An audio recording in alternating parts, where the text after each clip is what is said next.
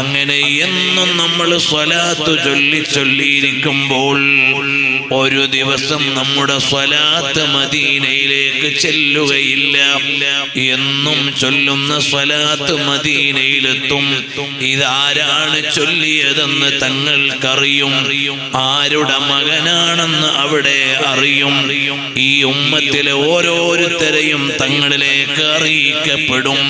അതാ കാസർഗോഡ് ജില്ലയിലെ സീതാങ്കുളിക്കടുത്തുള്ള ഇന്ന ഗ്രാമത്തിലെ ഇന്നയാൾ ഇതാ സ്വലാത്ത് ചൊല്ലിയിരിക്കുന്നു എന്ന വിവരം മദീനയിൽ നബി സല്ലല്ലാഹു അലൈഹി വസല്ലം തങ്ങൾക്ക് അറിയിക്കപ്പെടുമ്പോൾ ഒരു നാൾ ഈ സ്വലാത്ത് മുടങ്ങുന്ന ദിവസം നമ്മൾ മരണപ്പെടുന്ന ദിവസമായിരിക്കണേ.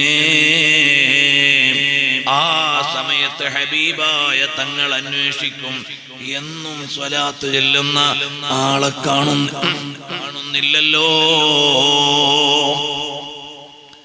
ആ സമയത്ത് നബി സല്ലല്ലാഹു അലൈഹി വസല്ലം തങ്ങളുടെ ഇടപെടൽ വരും.